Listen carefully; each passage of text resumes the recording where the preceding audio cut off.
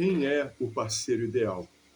Perguntas essenciais para você escolher com sabedoria a pessoa certa, a pessoa de Deus, para você passar a sua vida inteira, ter ao seu lado.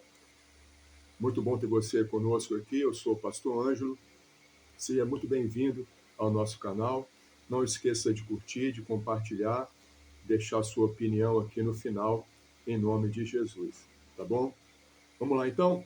Hoje nós vamos falar sobre a quarta pergunta, para nos auxiliar na hora de dizer sim para ele ou ela, para começar um relacionamento, um namoro, um noivado, ou mesmo antes de dizer sim para o casamento. Vamos então para a quarta pergunta.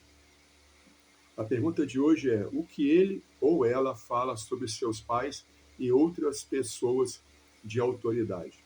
Por que essa pergunta é muito importante? Saber como a pessoa lida com o superior, com a autoridade, é muito importante para o nosso relacionamento. Uma pessoa insubmissa, uma pessoa autoritária, uma pessoa que não dá ouvidos a outros, que não busca conselho, essa pessoa no relacionamento vai causar muitos problemas. Então nós temos que avaliar muito bem esse contexto. Nós vamos usar aqui alguns textos bíblicos de exemplo e eu espero poder ajudar. Tenho certeza que você vai ter nesse vídeo uma iluminação de Deus para a sua resposta para esse relacionamento em nome de Jesus. Vamos lá então. Abra sua Bíblia, o primeiro texto que eu quero compartilhar com você, Provérbios 31, verso 23.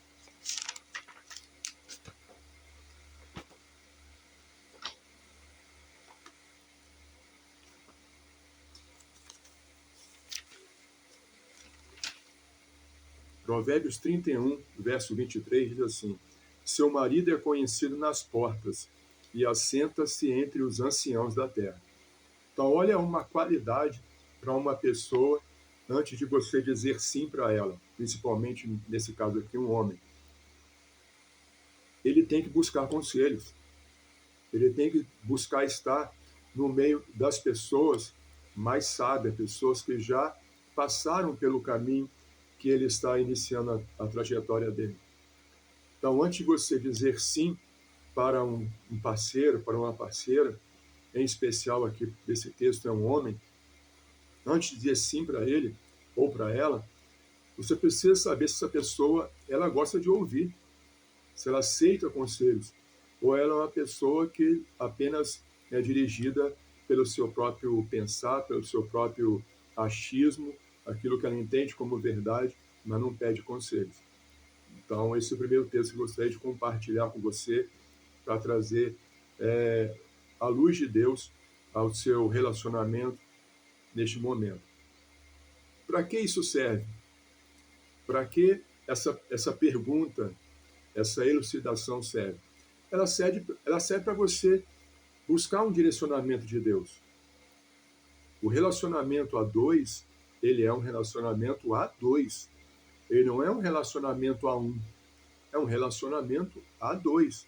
A própria palavra submissão, que a Bíblia coloca, a mulher submissa ao homem, essa submissão não é de um autoritarismo, mas é de a mulher se colocar na mesma missão que o homem. Deus dá uma missão ao homem, como cabeça da casa, e essa mulher, de coração em paz e feliz por ver naquele homem um líder de Deus, ver aquele homem um homem sábio, um homem temente a Deus, então ela se coloca espontaneamente debaixo da missão que Deus deu para aquele homem. Então, por isso, a mulher seja submissa ao seu marido. Então, ela se coloca debaixo da missão que aquele homem recebeu do próprio Deus. E ela prazerosamente se coloca debaixo dessa missão que Deus deu para aquele homem. Então, se você olha para o seu namorado, você olha para o seu noivo, e vê nele um homem autoritário, uma pessoa que não respeita a autoridade, isso é um problema sério. E nós vamos ver ao longo desse vídeo quais os problemas que isso pode acarretar. Vamos a alguns versículos, outros versículos agora. essa quarta pergunta, ela se divide em duas frentes: honrar pais e mães e honrar autoridades. Abra sua Bíblia agora em Êxodo 20, verso 12.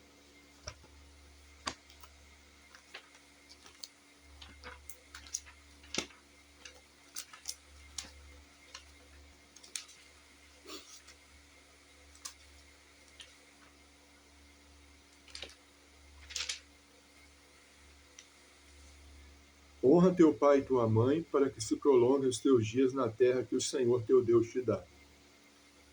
Esse versículo, que está lá nos 10 mandamentos, esse é faz parte dos 10 mandamentos, como eu disse, esse é um dos 9 dos 10 mandamentos, esse é um dos 9 que foram reafirmados também no Novo Testamento.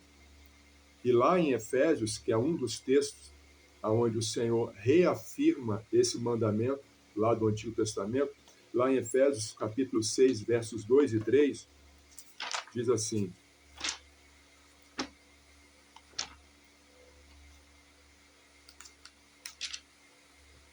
honra teu pai e tua mãe, que é o primeiro mandamento com promessa, para que te vá bem e vivas muito tempo sobre a terra. Então, olha só, o novo reafirmando o mandamento do velho. Então, isso é uma coisa que tem que ser preservada. Se o seu companheiro, se o seu parceiro, ele tem um difícil relacionamento com o pai, tem difícil relacionamento com a mãe, não honra, não respeita, a gente pode ver hoje em dia casos de pessoas, moças, por exemplo, que ficam logo com vontade de sair de casa, pensam em entrar num relacionamento, até mesmo no casamento, só para sair debaixo do jugo do pai e da mãe. Então, isso não é um bom sinal para você, jovem, rapaz, entrar num relacionamento com essa moça. Ela quer sair debaixo do jugo dos pais e está usando o relacionamento com você na expectativa de sair debaixo do jugo. Só que se ela tem a visão do relacionamento dela com os pais como um jugo, quase que certo que ela também vai olhar para o relacionamento dela com você como um jugo. Então ela vai sair debaixo do jugo dos pais para entrar debaixo do jugo do marido. E isso não vai ser bom para você, jovem. Entrar num relacionamento com uma menina que não consegue honrar, respeitar os seus pais. Da mesma forma, o rapaz. Quantos rapazes a gente conhece, quantos meninos, a gente sabe que até já agrediram o pai. Desonrando o pai não somente com palavras, mas até mesmo com uma agressão física. Se um rapaz ele é capaz de agredir o próprio pai ou a própria mãe, você acha que ele vai tratar você, moça, diferente? Um rapaz que não é capaz de honrar o pai e a mãe, de respeitá-lo, independente da forma como ele vive. Eu digo sempre, onde eu passo, que a honra independe do que a pessoa faz. Não importa se seu pai é um bêbado, você tem que honrá-lo, porque a honra independe do que a pessoa faz. A honra está vinculada a quem a pessoa é, e ela é o seu pai. Então, biblicamente, você é obrigado, você deve honrar seu pai. Da mesma forma, a sua mãe. Se a sua mãe vive uma vida profana, uma vida de pecado, não importa. Para Deus isso não importa. A honra não está vinculada à atitude. A honra está vinculada a quem a pessoa é. Se ela é a tua mãe, honre a tua mãe. É assim que a Bíblia ensina. Então, se o rapaz ou a moça não consegue entender isso, não honra o pai, não honra a mãe, olha apenas para os fracassos dele ou dela, para as decepções dela, para os erros dela, para os pecados dela, então esse rapaz não está preparado, essa moça não está preparada para entrar num relacionamento. Então, muito cuidado. Honrar pai e mãe, a atitude de honrar pai e mãe é essencial para que você tome uma decisão de dizer sim para esse rapaz ou para essa moça.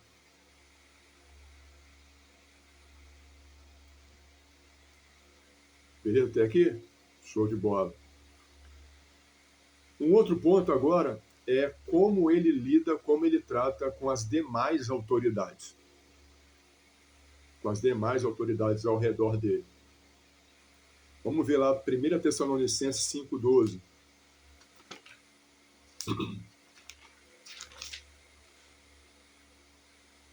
Rogamo-vos, irmãos, que reconheçais os que trabalham entre vós e que presidem sobre vós no Senhor e vos admoestem. Então aqui Paulo está falando assim, de uma forma mais particularizada para dentro da igreja. Então, para a gente reconhecer os que trabalham entre vós na igreja e que presidem sobre vós, reconhecer, dar valor, ter autoestima a eles. E nós vivemos um tempo muito difícil em que as pessoas elas vinculam o amar, o respeitar, o honrar ao que elas recebem de troca. E a Bíblia, ela não ensina a troca. A Bíblia não ensina a troca. O cristianismo não ensina a troca. O cristianismo ensina dar. Então você honra, você respeita, você tem autoestima pela pessoa que está ali presidindo, a pessoa que está acima de você ali, presidindo, liderando, guiando a sua vida ali, admoestando você ali. Então você tem essa pessoa na mais alta estima. É isso que nós precisamos focar.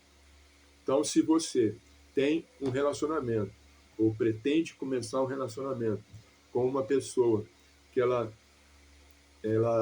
vincula a sua honra, o seu respeito, a sua estima, a recompensa, aquilo que ela recebe dos outros, então essa pessoa não é a pessoa ideal, não é o parceiro ideal para você.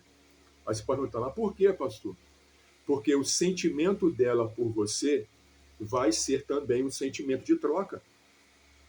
Ele ou ela vai te honrar, vai te respeitar, vai te amar, enquanto ele sentir, enquanto ele entender que você está fazendo o que ele quer, está fazendo o que ela quer.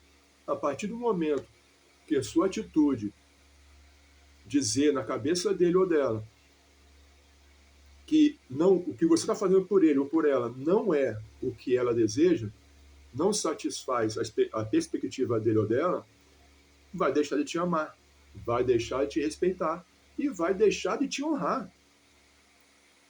Por isso é perigoso, por isso que é de suma importância analisar a forma como o seu parceiro, a sua parceira lida com a autoridade, seja dentro de casa com os pais, seja dentro da igreja, com os seus superiores, com a sua liderança, com o seu pastor, seja do lado de fora, no trabalho, enfim, no dia a dia dela.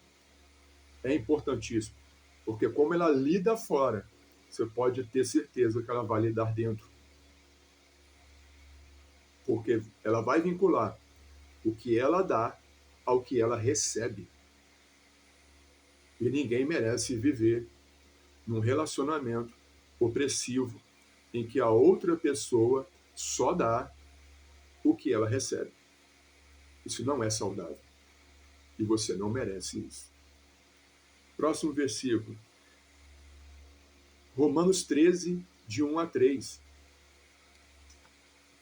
Romanos 13, de 1 a 3 diz assim: toda alma esteja sujeita a autoridades superiores, porque não há autoridade que não venha de Deus, e as autoridades que há foram ordenadas por Deus. Por isso, quem resiste à autoridade resiste à ordenação de Deus, e os que resistem trarão sobre si a mesma condenação, porque os magistrados não são terror para as boas obras, mas sim para as más.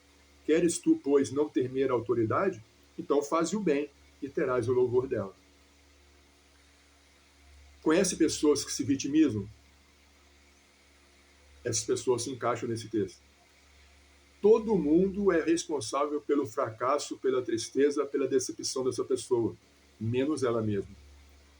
E o texto é bem claro, que os magistrados e as leis, elas são juízo para aqueles que praticam más obras. Se você praticar boas obras, Então as leis e os magistrados não virão contra você. Então, se o seu parceiro, a sua parceira, o seu namorado, seu noivo, ou até mesmo seu marido, ele vive se queixando das autoridades, vive se queixando da liderança dele, vive se queixando de quem preside, que tem acima dele, meu conselho para você: saia desse relacionamento. Se é seu namorado, namorada, noivo, noiva. Se é seu marido, sua esposa, você tem um problemão para resolver. E para isso ser resolvido, você vai ter que ir para o joelho e se submeter, infelizmente, a dor e sofrimento, na expectativa, melhor dizendo, de que Deus faça um milagre nessa pessoa para transformar ele, transformar ela. Transformando ele, transformando ela, transforma também o seu relacionamento, transforma também a sua família, transforma toda a sua casa. Então, eu não aconselho uma pessoa solteira, uma moça, um jovem solteiro, um rapaz solteiro, a entrar num relacionamento com uma pessoa, um parceiro, insubmisso, questionador de tudo, murmurador, que se opõe a tudo e a todos, porque algo não o agrada, porque algo não o satisfaz, porque algo não é do jeito que ele pensa que deveria ser. Fuja de um relacionamento assim, antes que você entre no casamento dessa forma, porque certamente você vai sofrer nesse relacionamento. Quer ver um exemplo? Um exemplo bíblico disso que nós estamos falando. Abre a sua Bíblia lá em 1 Samuel 25.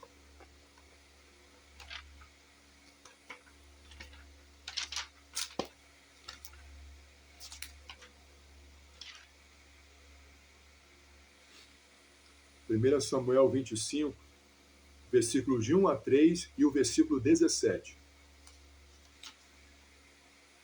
E faleceu Samuel, e todo Israel se ajuntou, e o prantearam, e o sepultaram em sua casa em Ramá. E Davi se levantou e desceu ao deserto de Parã. E havia um homem em Maom que tinha suas possessões no Carmelo. E era este homem muito poderoso, e tinha 3.000 ovelhas e 1.000 cabras, e estava tosqueando as suas ovelhas no Carmelo. E era o nome deste homem Nabal, e o nome da sua mulher Abigail. E era a mulher, olha a característica que a Bíblia dá para ela, era a mulher de bom entendimento e formosa. Porém o homem, olha o que a Bíblia fala da característica do homem, o marido dela. O homem era duro e maligno de obras, e era da casa de Caleb, uma casa boa. Verso 17. Considera, pois, agora e vê o que hás de fazer, porque o mal já está de todo determinado contra o nosso amo e contra toda a sua casa. E ele é, mais uma vez, a Bíblia dá características sobre o esposo. E ele é um homem vil. Olha como os servos, os funcionários dele o viam.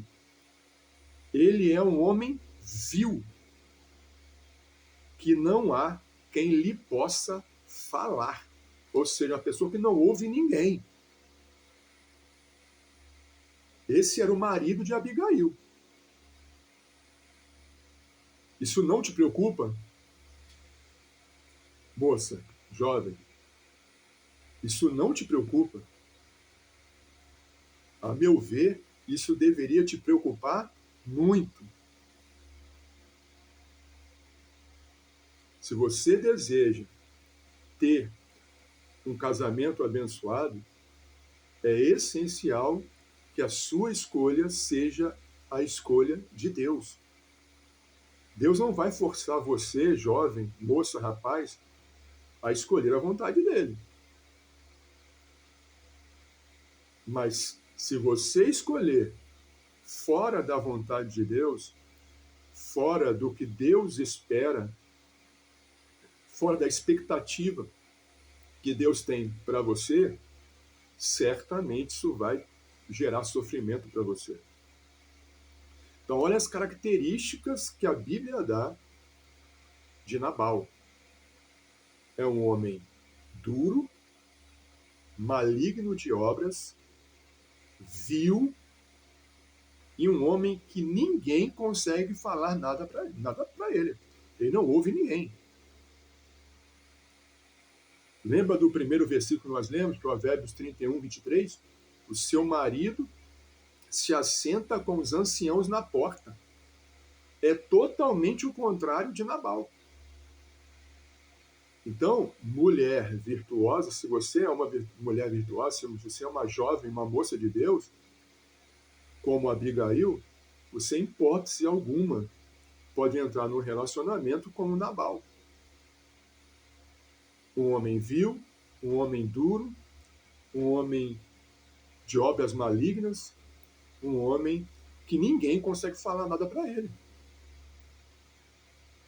Ele não consegue, ele não se assenta com os anciãos. Ele escolhe o que ouvir. Ele só ouve aquilo que já é o que ele tem determinado para ele, como certo, como verdade. Esse homem é um homem vil. Então, jovem, pense antes de dizer sim para este rapaz, para essa moça. Porque uma vez que você disser sim, aí não há mais volta. Para Abigail teve, porque se você ler depois ali, com mais calma, o texto todo, você vai ver que Davi tinha 600 soldados e mandou mensageiros pedindo para Nabal ceder para os seus servos, para os seus soldados e para ele, apenas aquilo que estava reservado para Nabal naquele momento. Não pediu nada demais. Pediu para Nabal, olha, o que você tiver pronto para você e para a sua casa, cede para os meus soldados e para mim. Não pediu muita coisa. Não pediu para pegar as 3.000 ovelhas dele e matar.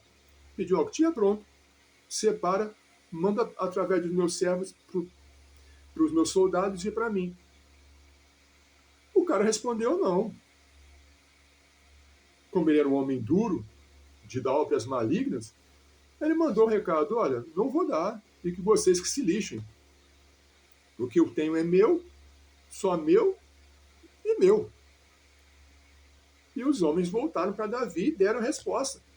Como consequência, pelas palavras duras dele, o que Davi, a reação de Davi? Davi mandou os 600 soldados afiarem suas espadas.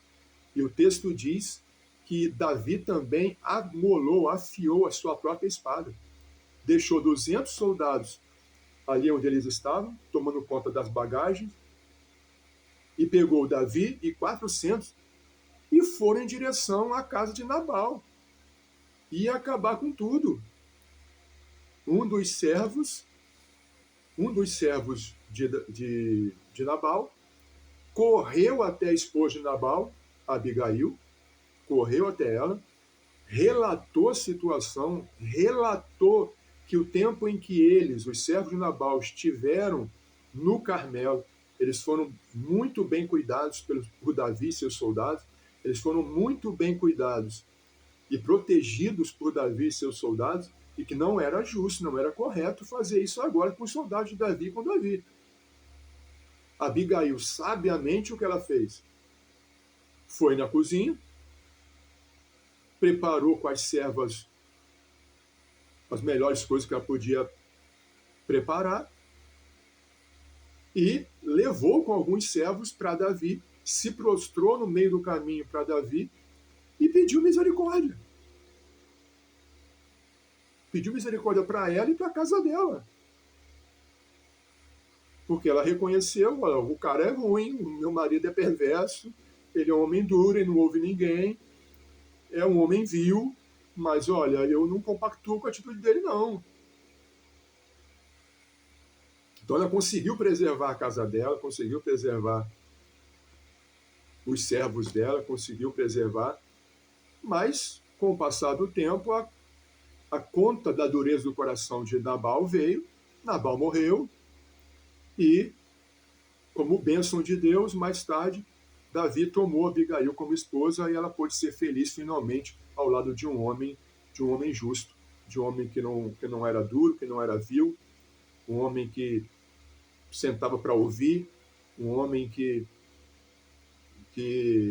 buscava conselho com os anciãos. Enfim, na segunda oportunidade dela, ela conseguiu dizer sim para uma pessoa que fosse realmente valorizá-la e que ela pudesse se sentir guiada, pudesse se sentir protegida, enfim, amada. Então é muito importante. Essa quarta pergunta, esse ponto é muito importante. Como o seu parceiro, como a sua parceira, lida com a autoridade. Seja em casa, com os pais, avós, seja fora de casa, na igreja e nos demais ambientes. Se esse parceiro, se essa parceira tem atitude repreensível no relacionamento dele ou dela com a autoridade, conselho que eu te dou: saia fora disso. E vá para o joelho. Valorize a si mesma, valorize a si mesmo, dobre seu joelho e busque no Senhor uma pessoa, como Provérbios 31, 23 nos diz.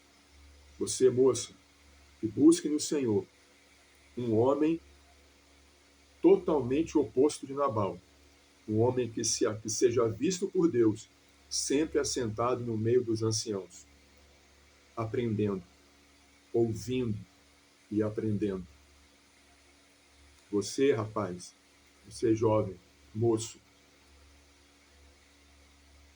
saia desse relacionamento com essa jovem insubmissa, essa jovem difícil que não honra os pais, essa jovem que acha que meu corpo, minhas regras, essa jovem que tem uma cabeça, de repente já tem uma cabeça no feminismo aí já, então isso vai te trazer muita dor de cabeça. Saia disso e vá para o joelho buscar em Deus a pessoa correta, a pessoa que vai ser literalmente o seu coração, uma esposa que vai ser o seu coração, e você, moça, um esposo que vai ser a sua própria mente, a sua própria consciência, que vai dar sempre a direção certa à sua vida, porque ele assumiu a responsabilidade diante de Deus, como diz o livro de Oséias, de apresentar Deus a você todos os dias. Então, muito obrigado. Não esqueça de curtir, não esqueça de compartilhar com seus amigos na sua rede social esse vídeo, que seja uma bênção para você, uma bênção para outras pessoas. Não esqueça de deixar suas sugestões aqui no nosso Instagram e também no nosso YouTube e no nosso Facebook. Um grande abraço a todos, fiquem na paz do Senhor, até o próximo vídeo.